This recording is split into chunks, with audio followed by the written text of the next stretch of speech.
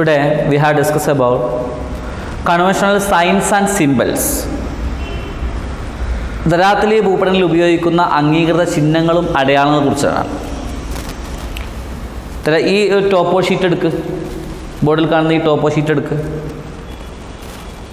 Look at the മാപ്പിലേക്ക് നോക്ക്.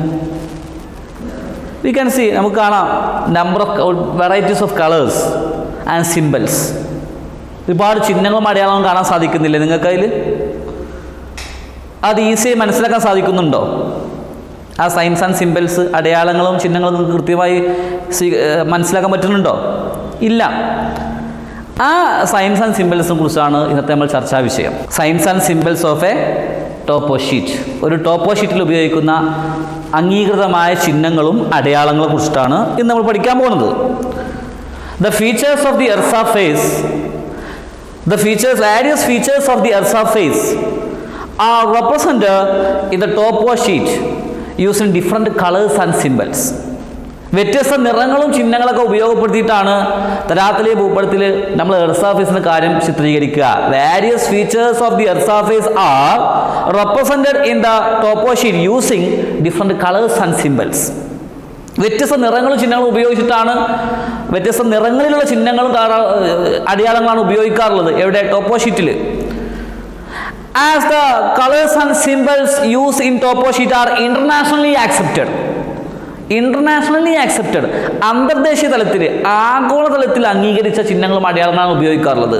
എന്ന് വെച്ചാൽ എല്ലാ രാജ്യങ്ങളിലും സെയിം കളേഴ്സ്, സെയിം സിംബൽസ്, ഒരേ നിറത്തിലുള്ള ചിഹ്നങ്ങളും അടയാളങ്ങളും ഉപയോഗിക്കുന്നത്. വൈ? എന്താ ഉപയോഗിക്കാനുള്ള കാരണം? The map prepared one country can be easily understood and analysed by the people of other country. ഒരു രാജ്യം നിർമ്മിച്ച ഭൂപടങ്ങളെ മറ്റു രാജ്യങ്ങൾക്ക് മനസ്സിലാക്കാൻ സാധിക്കും. ഇപ്പോൾ നമ്മൾ ഇന്ത്യയിൽ ഒരുപാട് ടോപ്പോ ഷീറ്റ് നിർമ്മിക്കുന്നുണ്ട്. സർവേ ഓഫ് ഇന്ത്യ ആസ്ഥാനമായി, ഡെറാഡൂൺ ആസ്ഥാനമായി പ്രവർത്തിക്കുന്ന സർവേ ഓഫ് ഇന്ത്യ എന്ന ഏജൻസിയല്ലേ ടോപ്പോ ഷീറ്റ് ഉണ്ടാക്കുന്നത്. ആ ഇന്ത്യയിൽ നിർമ്മിക്കുന്ന മാപ്പ് ഇന്ത്യക്കാർ മാത്രമേ ഉപയോഗിക്കുന്നുള്ളൂ? അല്ല. ഫോറിനേഴ്സ്, വിദേശികൾ, നമ്മൾക്ക് ടൂറിസ്റ്റുകൾ വരുന്നുണ്ട്, അവരൊക്കെ ഈ ഭൂപടം ഉപയോഗിക്കാറുണ്ട്. അപ്പോൾ അവർക്ക് മനസ്സിലാവണം. അപ്പോൾ എല്ലാ രാജ്യക്കാരും സെയിം സിംബൽസ്, ഒരേ അടയാളങ്ങൾ ഉപയോഗിക്കുമ്പോഴല്ലേ, സെയിം കളർ, ഒരേ കളർ ഉപയോഗിക്കുമ്പോഴല്ലേ അവർക്ക് നമ്മളെ കാര്യങ്ങളെക്കുറിച്ച് മനസ്സിലാക്കാൻ സാധിക്കുകയുള്ളൂ. അതുകൊണ്ടാണ് എല്ലാ രാജ്യക്കാരും ഇന്റർനാഷണലി ആക്സെപ്റ്റഡ് വൺ, പൊതുവായിട്ട് അംഗീകരിച്ച സയൻസ് ആൻഡ് സിംബൽ, ചിഹ്നങ്ങളും അടയാളങ്ങളും ഉപയോഗിക്കാനുള്ള കാരണം. Have you got it?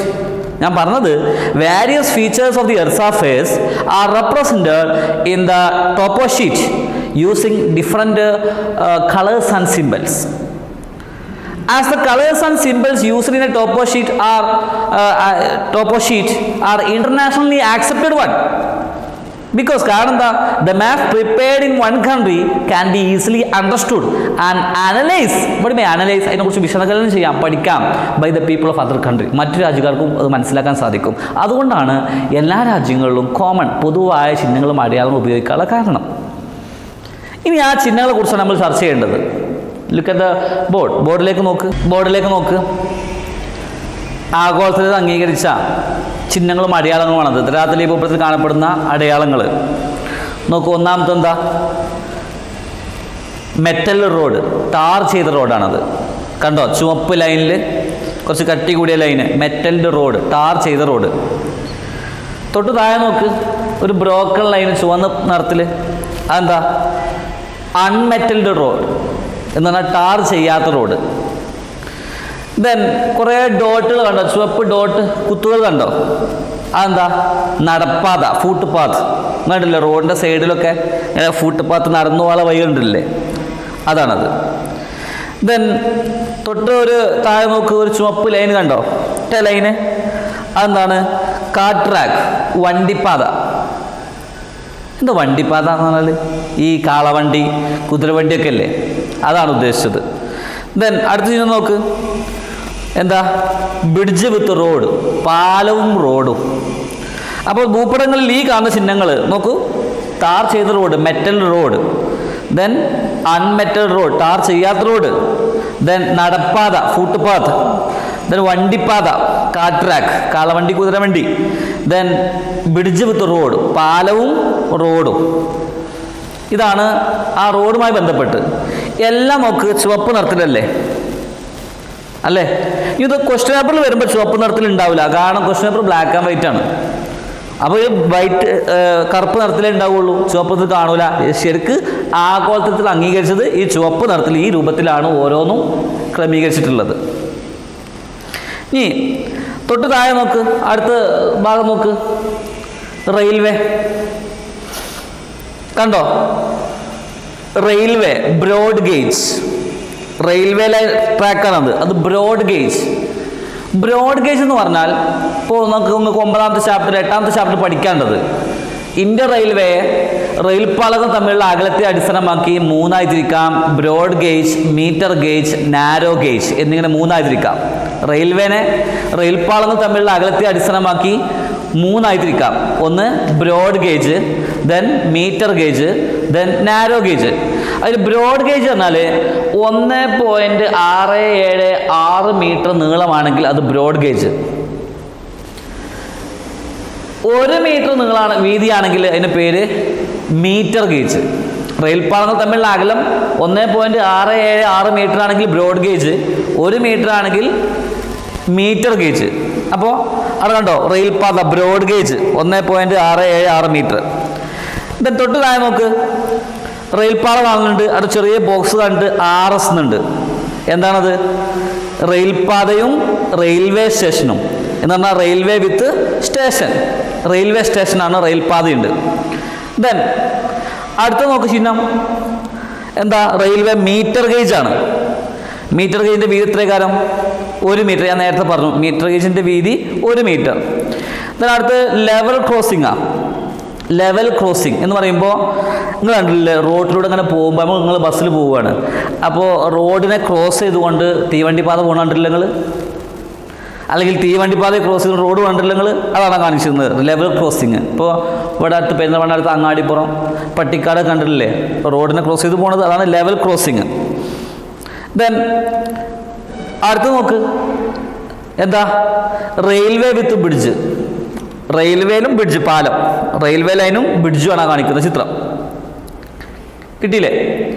ഇനി അടുത്ത സവിശേഷതയാണല്ലോ അടയാളങ്ങൾ ചിഹ്നങ്ങളിൽപ്പെട്ടാണ്. അത് നോക്കി, അതിർത്തികൾ നോക്ക്.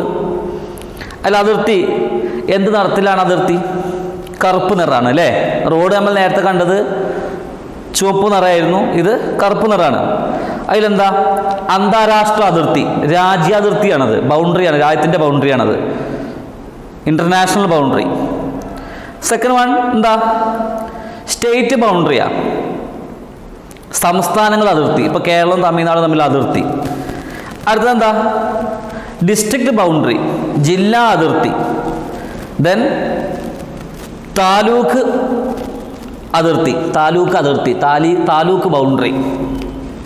കിട്ടിയോ? താലൂക്ക് അതിർത്തി. ദെൻ അടുത്ത ജലാശയങ്ങളാ. ജലാശയങ്ങൾ നോക്ക്, ചെറിയൊരു അരുവി, അരുവി പറഞ്ഞാൽ വെള്ളം ഇങ്ങനെ ഒഴുകുന്ന ഒരു തോട്. അടുത്തത് നദി, നദിയല്ല കേട്ടോ, നദി, റിവർ. കണ്ടില്ലേ? അടുത്തെന്താ? ആ ചിഹ്നം എന്താ? യെസ്, വേലിയേറ്റ സ്വാധീനമുള്ള നദി, ടൈഡൽ റിവർ. ടൈഡൽ റിവറാണ് വേലിയേറ്റ സ്വാധീനമുള്ള നദി. എന്താണ് വേലിയേറ്റം? എന്താ വേലിയിറക്കം പഠിച്ചിട്ടുണ്ടല്ലോ 9ാം ക്ലാസ്സിൽ. എന്താ?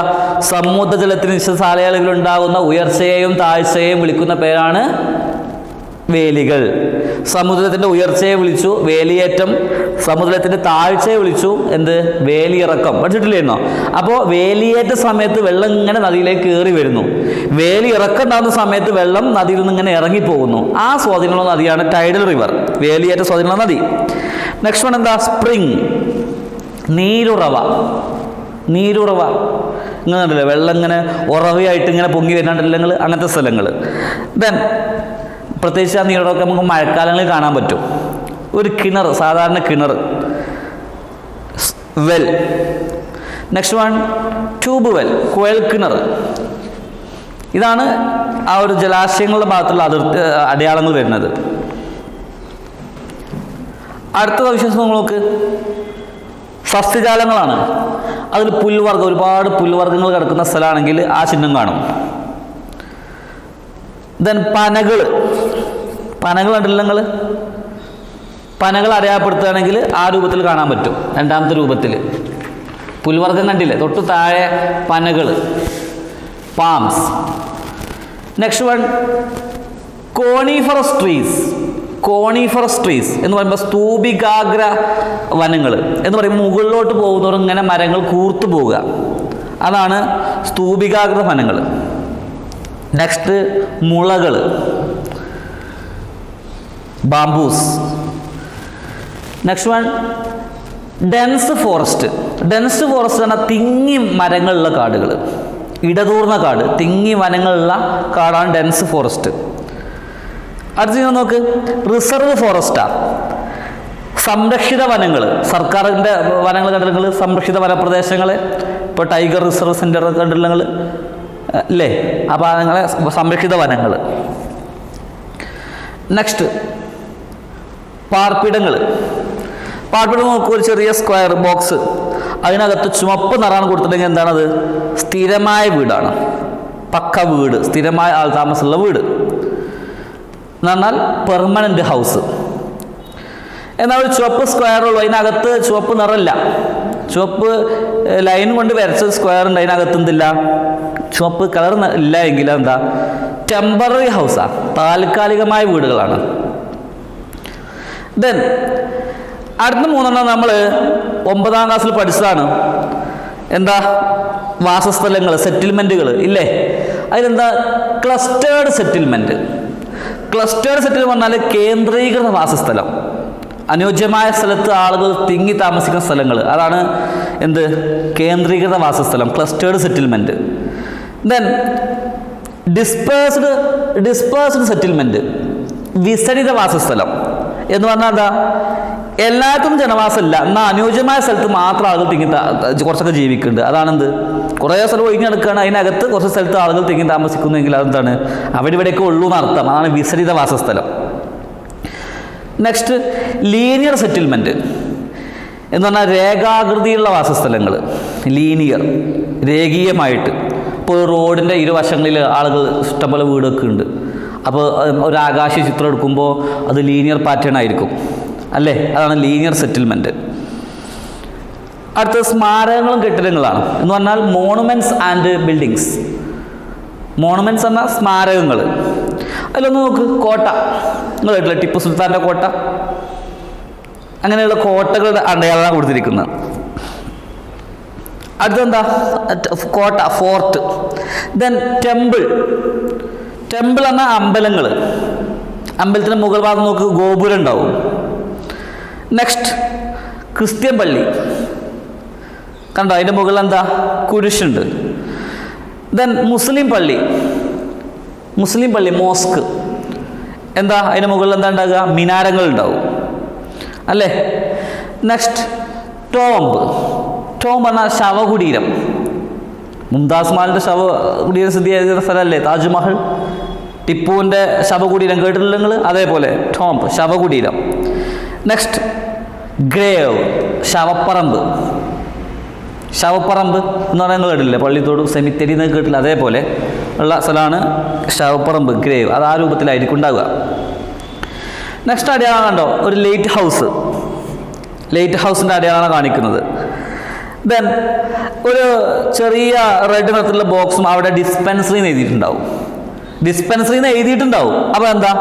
ഹെൽത്ത് സെൻ്ററാണ്, ആരോഗ്യ കേന്ദ്രമാണത്, ആരോഗ്യ കേന്ദ്രം. അടുത്ത് നോക്ക്, ചിഹ്നം കാണുമ്പോഴേക്ക് മനസ്സിലാവും എന്താണത്? യെസ്, എയർപോർട്ട്, വിമാനത്താവളം അല്ലേ. ദെൻ PO എന്ന് എഴുതിയിട്ടുണ്ടെങ്കിൽ എന്താണത്? PO, post office. Then TO, telegraph office. അടുത്ത PTO എന്താ? പോസ്റ്റൽ ആൻഡ് ടെലഗ്രാം ഓഫീസാണ്, postal and telegram office. Then PS എന്താ? PS police station. Next IB, inspector bungalow. Then RH, rest house, rest house, RH. ഇനി അതിൽ ഒരുപാട് ധരാത്തിലെ ഭൂപടങ്ങൾ നോക്കുമ്പോൾ ഒരുപാട് ലൈൻസുകൾ കാണാൻ പറ്റും. നിങ്ങൾ ആ ഭൂപടം നോക്കിയിട്ടുണ്ടാവും, അത് ഒരുപാട് ലൈൻസുകളുണ്ട് ഇല്ലേ, ചുവപ്പ് നിറത്തിൽ അല്ലെങ്കിൽ ഒരു തവിട്ട് നിറത്തിൽ ഒരുപാട് ലൈൻസ് ഇല്ലേ. അത്തരം ലൈൻസുകളാണ് കോണ്ടൂർ രേഖകൾ, കോണ്ടൂർ ലൈൻസ്. കോണ്ടൂർ ലൈൻസ് ആ രൂപത്തിലായിരിക്കും ഉണ്ടാകുക. അത് കോണ്ടൂർ ലൈൻസ് തന്നെ അവിടെ എന്ന് പറഞ്ഞാൽ കോണ്ടൂർ രേഖ എന്ന് പറഞ്ഞാൽ എന്താ? സമുദ്രനിരപ്പിൽ നിന്ന് ഒരേ ഉയരമുള്ള സ്ഥലങ്ങളെ തമ്മിൽ യോജിപ്പിച്ച് വരക്കുന്ന സാങ്കല്പിക രേഖകളാണ് കോണ്ടൂർ രേഖ. പഠിക്കേണ്ടത് സമുദ്രനിരപ്പിൽ നിന്നും ഒരേ ഉയരമുള്ള സ്ഥലങ്ങളെ തമ്മിൽ യോജിപ്പിച്ചുകൊണ്ട് വരക്കുന്ന സാങ്കല്പികമായി വരക്കുന്ന രേഖകളാണെന്ത്? കോണ്ടൂർ രേഖകൾ. അതിന് പ്രത്യേകിച്ച് ഒരു ടൈപ്പാണ് ഫോം ലൈൻ. കണ്ടോ ഫോം ലൈൻ? എന്താ ഫോം ലൈന്? ഇപ്പം ദുർഘടമായ പ്രദേശം എന്ന് പറയുമ്പോൾ വനങ്ങളും ചെങ്കുത്തായ ചെരുവുകളൊക്കെ പ്രദേശങ്ങളൊക്കെ എന്ന് പറഞ്ഞാൽ ദുർഘടമായ പ്രദേശങ്ങളിലൊക്കെ ഉയരം ഭൂസർവേയിലൂടെ കണ്ടെത്താൻ കഴിയാതെ വരുമ്പോൾ ആ പ്രദേശത്തിൻ്റെ ഉയരം ഭൂപടത്തിൽ തുടർച്ചയില്ലാത്ത രേഖകളാൽ ചിത്രീകരിക്കുന്നു. അവയാണ് ഫോം ലൈൻ. ഇപ്പോൾ ദുർഘടമായ പ്രദേശങ്ങളിൽ ഉയരം ഭൂസർവേയിലൂടെ ശേഖരിക്കാൻ സാധ്യമല്ല, തടസ്സമാണ്. അപ്പോൾ അത്തരം പ്രദേശങ്ങളിലെ ഉയരം ഭൂപടങ്ങളിൽ തുടർച്ചയില്ലാതെ ബ്രോക്കൺ ലൈനായിട്ട് മുറിഞ്ഞുങ്ങനെ ലൈനായിട്ട് രേഖപ്പെടുത്തുന്നു. അത്തരം ലൈൻസാണ് എന്ത്? Form line. വേറൊന്നാണ് സ്പോട്ട് ഹൈറ്റ്. സ്പോട്ട് ഹൈറ്റ് അതിൻ്റെ രൂപം കണ്ടോ? ഒരു സ്പോട്ട്, ഒരു കുത്തിട്ടിട്ടുണ്ട്, എന്നിട്ട് അവിടെ 240 240 എഴുതിയിട്ടില്ലേ? അതെന്താ?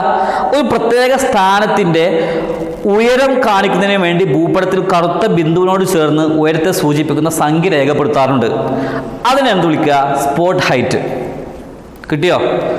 എന്താണ് സ്പോട്ട് ഹൈറ്റ്? ഒരു പ്രത്യേക സ്ഥാനത്തിൻ്റെ ഉയരം കാണിക്കുന്നതിന് വേണ്ടിയിട്ട് ഭൂപടത്തിൽ കറുത്ത ബിന്ദുവിനോട് ചേർന്ന് ഉയരത്തെ സൂചിപ്പിക്കുന്ന സംഖ്യ രേഖപ്പെടുത്തുന്നതിനെയാണ് എന്ത് വിളിക്കുക? സ്പോട്ട് ഹൈറ്റ് എന്ന് വിളിക്കുക.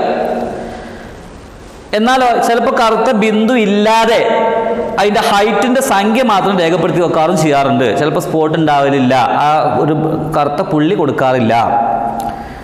വേറൊന്നാണ് ട്രയാങ്കുലേറ്റ് ഹൈറ്റ്. ഇത് ട്രിഗണോമെട്രിക്കൽ സർവേയിലൂടെ കണ്ടെത്തിയ സ്ഥലത്തിൻ്റെ ഉയരം ഒരു ട്രയാങ്കിൾ വരക്കുന്നു, ഒരു ത്രികോണം വരക്കുന്നു, എന്നിട്ട് അതിൻ്റെ ചിഹ്നത്തിനടുത്ത് ഹൈറ്റ് രേഖപ്പെടുത്തുകയാണെങ്കിൽ എന്താണത്? ട്രയാങ്കുലേറ്റഡ് ഹൈറ്റാണ്. Next bench mark. Bench mark എന്ന് പറഞ്ഞാൽ ജലസംഭരണികൾ, ഇപ്പോൾ ഡാമുകളൊക്കെ, പ്രധാന കെട്ടിടങ്ങൾ, അതിൻ്റെയൊക്കെ ഉയരം BM എന്ന അക്ഷരത്തോടൊപ്പം രേഖപ്പെടുത്താറുണ്ട്. ബെഞ്ച് മാർക്ക് എന്ന് പറഞ്ഞാൽ ഇപ്പോൾ ജലസംഭരണികൾ, പ്രധാന കെട്ടിടങ്ങൾ മുതലായവയുടെ ഉയരം BM, ബെഞ്ച് മാർക്ക് എന്നതിൻ്റെ ഷോർട്ടാണത്. BM എന്ന അക്ഷരത്തോടൊപ്പം രേഖപ്പെടുത്തി വെക്കാറുണ്ട്. അതിനെ വിളിക്കുക എന്താ? ബെഞ്ച് മാർക്ക് എന്നാണ് വിളിക്കുക. ഇതാണ് പ്രധാനപ്പെട്ട അംഗീകരിച്ച ചിഹ്നങ്ങളും അടയാളങ്ങളും. ഒരു ചെറിയ വീടിന് മാത്രമേ നമ്മുടെ പുസ്തകത്തിലുള്ളൂ. ഇതിനെ കൂടാതെ വേറെ ഒരുപാട് നിറങ്ങളൊക്കെ ഇനി കൊടുക്കാറുണ്ട്. ശരിക്ക് കേട്ടില്ലേ? അത് നിങ്ങൾ താഴ്ന്ന ക്ലാസ്സിൽ പഠിച്ചതാണ്. അപ്പോൾ ഈ സിലബസിലുള്ള ചിഹ്നങ്ങൾ നിങ്ങൾ മനസ്സിലാക്കി വെച്ച് പോകണം. ഓക്കെ.